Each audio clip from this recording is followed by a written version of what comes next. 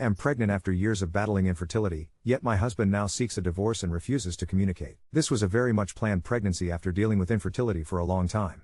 However, despite dealing with unexplained infertility for so long, he always refused to get tested. He remained optimistic that we would get pregnant eventually. The thought of doing a semen analysis repulsed him so much it sent him into a downward spiral of self-hatred and insecurity. Then, surprise! I got pregnant unassisted. This should be a really exciting time for us, but all of a sudden he doesn't want to be a dad. He says he wants a divorce so I can start over with someone else. He's already found a new place to live and is in the process of moving out. He won't speak to me. He won't answer any of my questions. I'm completely and utterly confused and heartbroken. Now, I know a lot of you will say he never wanted to be a dad. It sure seems that way, but he desperately wanted us to get pregnant when we were struggling. It was just the thought that something might be wrong with him that sent him into a spiral. I love my husband, but he very clearly has some undiagnosed mental issues. He is not thinking/seeing clearly, and some of the things he's been saying seem genuinely delusional. But he won't get help. He's stubborn as hell. You'd think he would know better because he's a doctor, but nope. He says he knows something is wrong with him, but he doesn't care. He wants to disappear. I really want this baby. We're in our 30s and have been trying for so long. I'm afraid the stress of this will cause me to miscarry. That's probably what he wants. I don't understand why this is happening. How can you force someone to get help when he doesn't want to get better?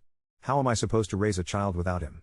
I'm financially dependent on him because that was what we planned for. Update 1. I posted a couple weeks ago about my husband not speaking to me after finding out we were pregnant. This is very much a wanted, planned pregnancy. But the positive test results sent him into a mental health spiral of sorts. I wish I could say I have good updates, but I don't. Also, not much has changed. We're still living together in the same house. However, he has converted his office to his new bedroom. He mostly doesn't speak to me, but he has had moments of clarity where he acts normal and excited about the baby. However, it never lasts long because when I try to talk to him about getting help, he just shuts down and goes back to his weird delusions. Sometimes he talks to me about how he wants me to move out. He wants me to go on dates and find someone else to be the father of our baby. He also suggested I get an abortion. He continues to tell me he wants to die, and thinks daily about killing himself. I've spoken to someone at the suicide hotline twice now, and have been told there's nothing I can do to force him to get help. The hospital/police will not commit him involuntarily just because he says he wants to kill himself. He has to have an actual plan to kill himself. I've seen glimpses of him in a normal state, so I know my husband is still in there. But he absolutely refuses to get help. He says he'd rather die than talk to a therapist. Says he doesn't deserve to feel better and that he just wants to fade away and disappear. My mill won't help. I think she thinks I'm overreacting. I already contacted his employer and the medical board. No one seems to think there's an issue, and I'm starting to question whether I'm the insane one. I've looked into places I can stay and there's really no options other than staying in my home. If I leave, I may potentially forfeit the right to the house in the event of a divorce. I had my first prenatal appointment and everything looks fine. But it's still so early, and with all the stress I'm under, there's still a chance I'll miscarry. Update 2. A lot has changed, but at the same time, I feel like I'm in the same position as I was 2 months ago. I was never able to get my husband involuntarily committed for a psych evaluation. However, he eventually hit rock bottom and decided he needed help on his own. It happened shortly after the last time I posted, because he has been on medication for about 2 months now.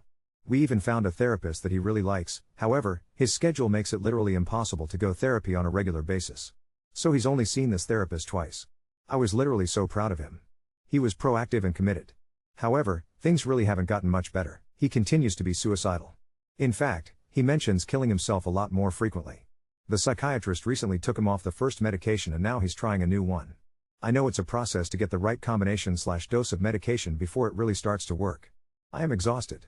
And not because of the pregnancy. But because I've become his caretaker and punching bag. Not literally.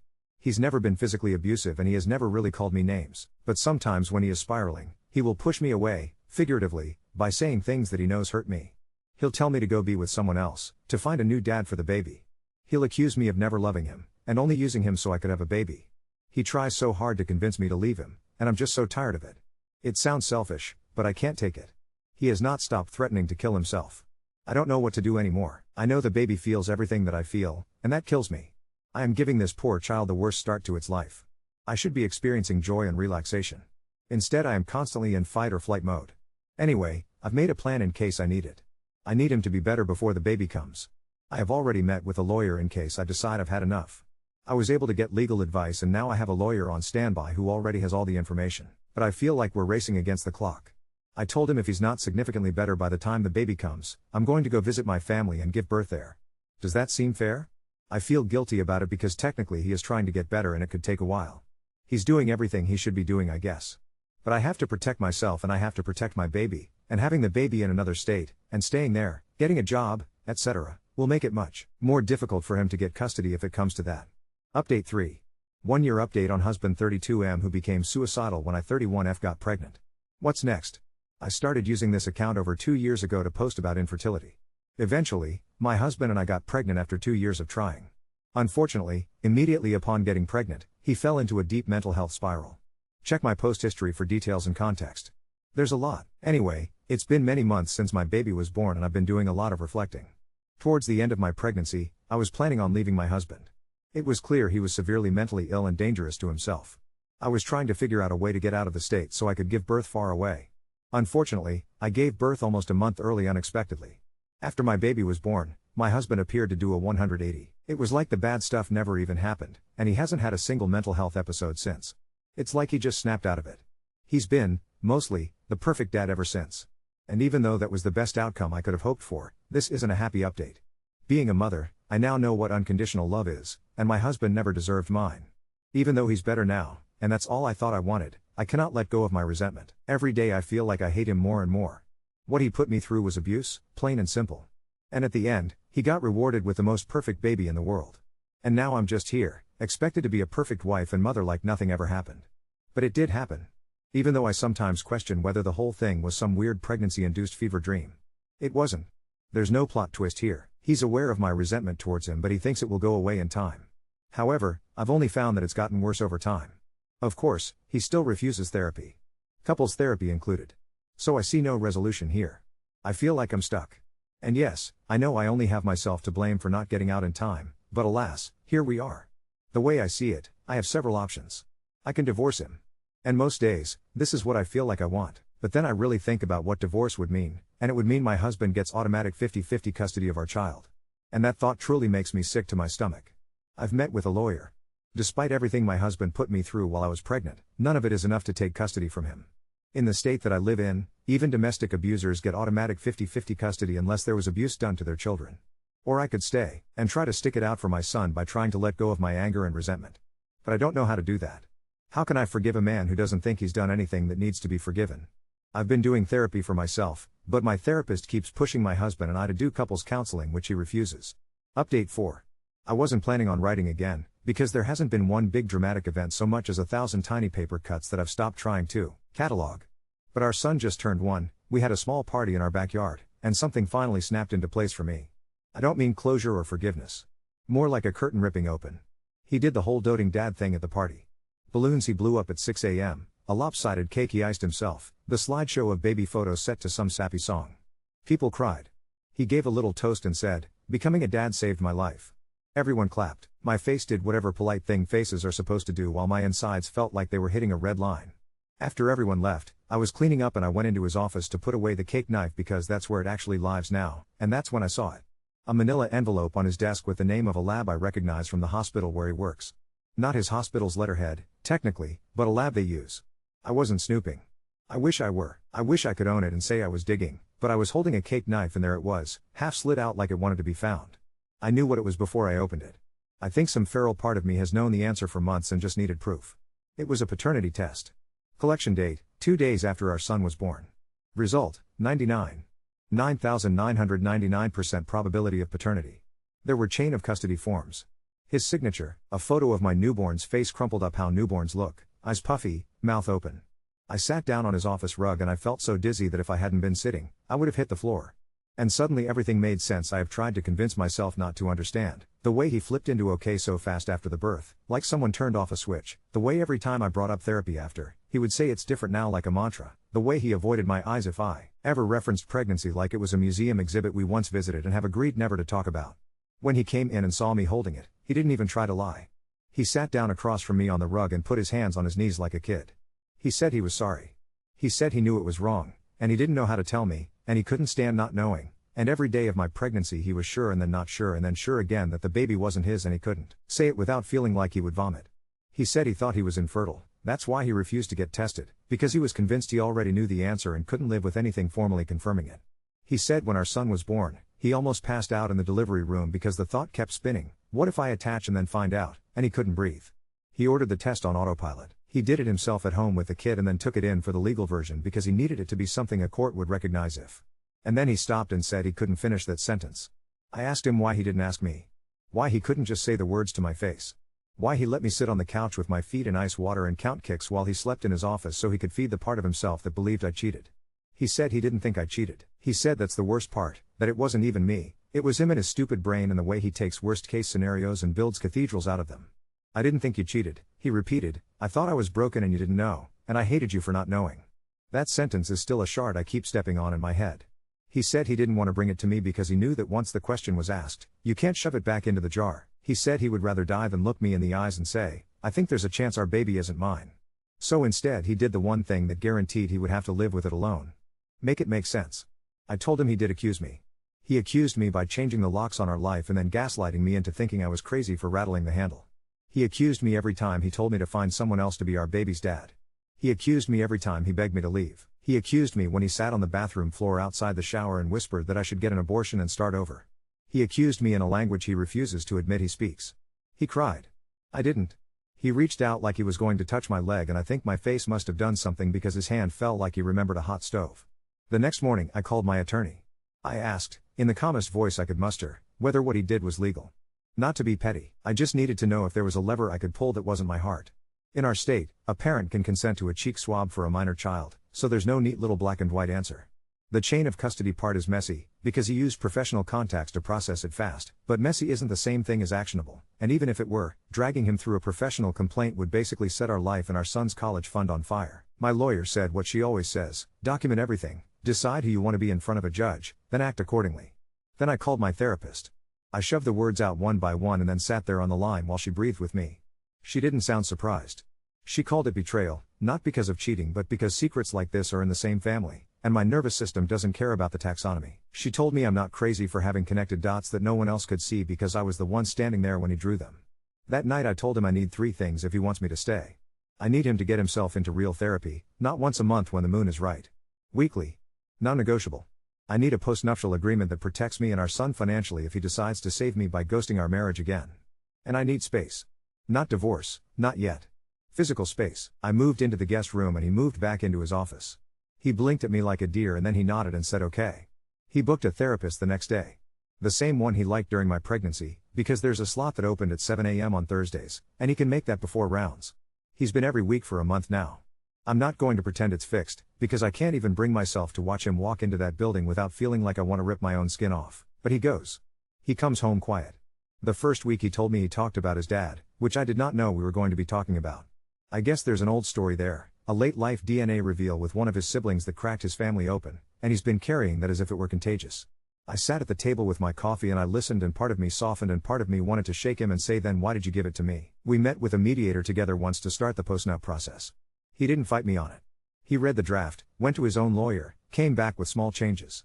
If you want to know what it feels like to negotiate the terms on which your husband is allowed to break your heart again, it feels like standing very still while a wave creeps up over your head, and everyone tells you not to panic because they can still see your nose. Practical things changed. I opened my own checking account. I picked up part-time work from home with an old contact who didn't forget me while I was drowning. We toured 3 daycares and found one with a spot in September. I took our son to my parents for a long weekend and left him with his dad alone for the first time. He did fine.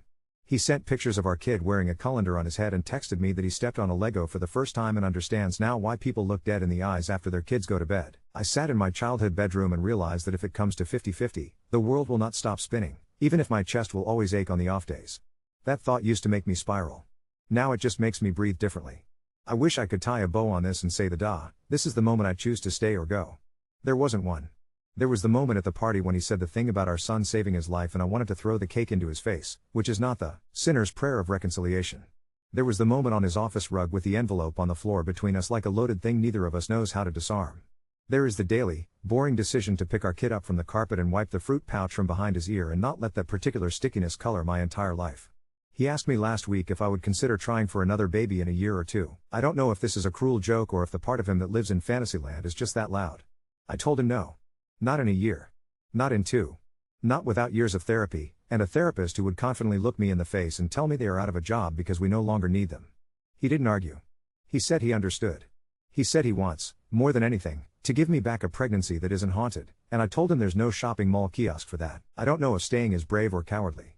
I don't know if leaving would heal me or just rearrange the furniture inside my head.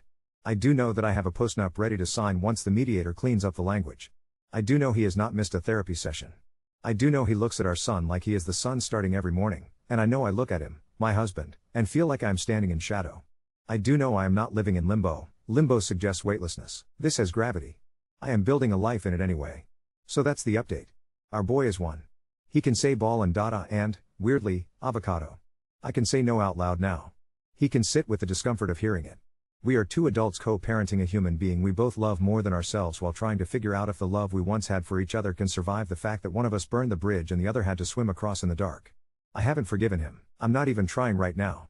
I'm trying to be honest. That will have to be enough until it isn't. Update 5. We signed the postnup at a UPS store between a rack of bubble mailers and a rubber plant that was half alive. The notary had glitter on her eyelid and a chipped mug that said boss lady, and I had this moment where I wanted to laugh hysterically because there it was, our marriage in blue ink at a counter sticky with tape residue. He brought his own pen.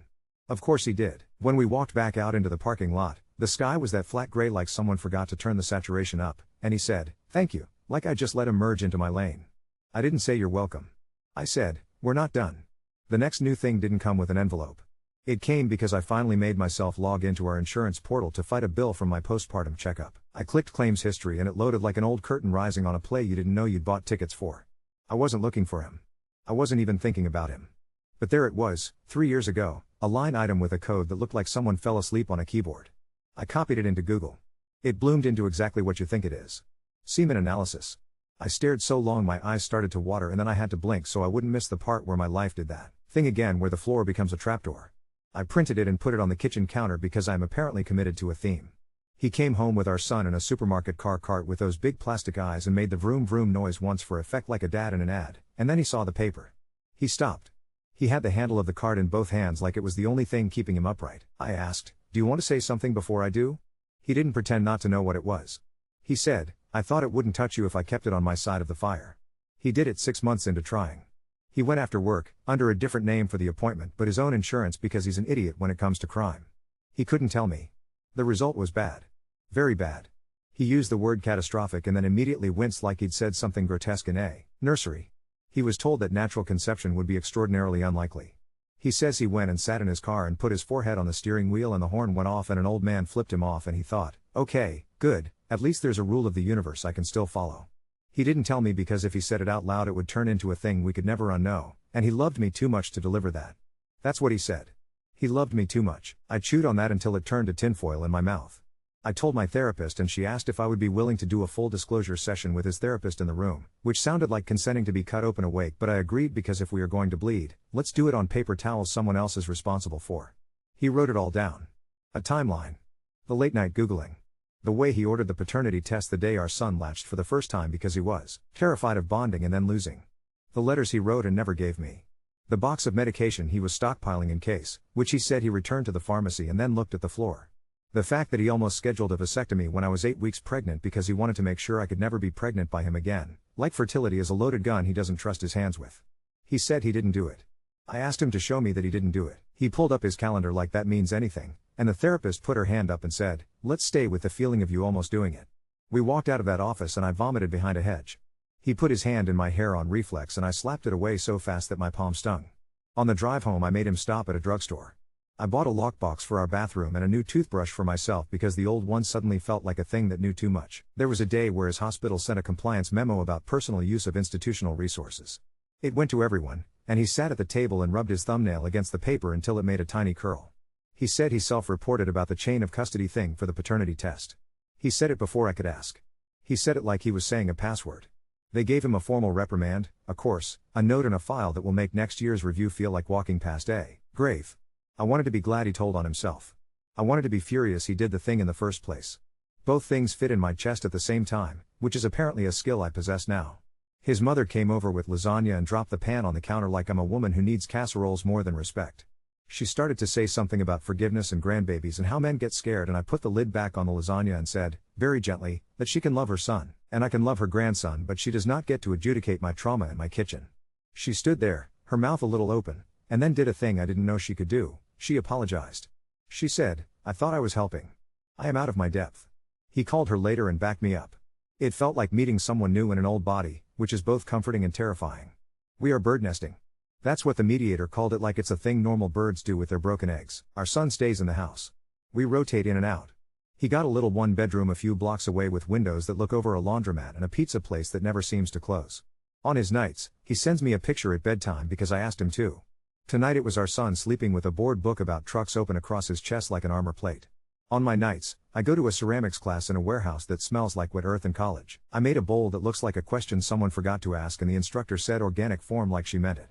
I eat cereal out of it on the floor of the living room after bedtime and everything tastes a little like clay, but I don't care. He hasn't missed therapy. I know because I see the charge hit the shared card on Thursdays at 7:54 a.m. He doesn't try to sell it to me like a miracle anymore. He comes home after and sometimes he is quiet, sometimes he says, out of nowhere, "Did you know when my brother was 5 he used to sleep with a baseball glove on because my dad told him to be ready for anything?" And I say yes. See, that's the kind of sentence you should have brought me instead of a paternity test. He sits with that. He has learned how to sit, which should have been so simple and is not. Our son started daycare in September like we planned, and on the first day the teacher, who looks like she has weathered 1,000 toddler storms, knelt down and let him press his hands into a tray of shaving cream like snowfall. He came home smelling like other people's snacks and I stood over his crib that night and thought, he will have a life that does not make room for our mess except where it spills. That is both mercy and assignment. There was an almost bad night last month. A code blew at his hospital on a kid his age and he texted me, "Don't worry if I'm late." Then nothing. I did worry. He came in at 1 a.m., sat on the floor by the door and cried the kind of cry that doesn't belong to language. I sat down across from him, because some reflexes are older than anger. He said he couldn't do both, be a doctor and hold a baby and not break open, and I said then choose. He said, I am. He is applying to move from nights to a clinic role, a pay cut and a life back. He offered it without asking me to clap. I sat with that too. I don't know if I'm staying. We are technically together on odd days and separate on even ones, and there is a spreadsheet somewhere that thinks we have made a decision because there are cells filled. I went on a walk one night around the block 3 times past a house with a porch light that clicks on and off whenever a moth gets it into its head to be the sun. I am trying very hard to build a life that is not powered by moth logic. He asked me again about another baby and I told him the truth without a preamble. I don't want to put my body, or our son, or myself through another version of a story where I need a lab to tell me whether my husband believes me. He nodded like he expected that answer and still decided to put the question in the room because not asking doesn't make the wanting go away, it just teaches it to dress up like something else. My lawyer says if we formalize the separation for a while, it doesn't make custody automatic or change the shape of anything if we decide to go forward with divorce later. My therapist says not deciding is a decision, but sometimes it's the only one you can make when your nervous system is a live wire. His therapist, whom I have met now across one beige couch twice, says he is finally talking about shame instead of building a condo out of it. Our son can say truck now, and shoe, and know like he is the keeper of boundaries none of us deserve. We pass each other in doorways with backpacks and notes about naps and doses for the sticky cough. He said yesterday, "You look less haunted." I said, "I'm learning where to put the ghosts." He smiled and didn't step toward me. Growth looks like that sometimes, a stopped movement you don't force into being anything else. I held the bowl I made up to the light this morning and realized I'd glazed the inside unevenly and you can see the places where my hand hesitated. It is still a bowl. It still holds. That is where I am. I am not forgiving. I am not forgetting. I am not setting myself on fire to keep us warm. I am pouring cereal into something I made with my own hands and feeding a boy who says avocado with the C swallowed by his tongue. I am answering my phone when the compliance office calls my husband and he looks at me like he's waiting to see if the floor gives way and I say, "Go. Handle it. I've got bedtime. Maybe in a month I will file. Maybe in a year we will have earned something new. Maybe we are building a bridge plank by plank and maybe we are just learning how to swim without pretending the water is a floor." All of that can be true at once. I used to think there would be a moment with a sign in the sky that said choose. There isn't. There is me, making breakfast, turning the page, closing a door softly with a sleeping child on the other side, placing the next small thing down and refusing to call it nothing.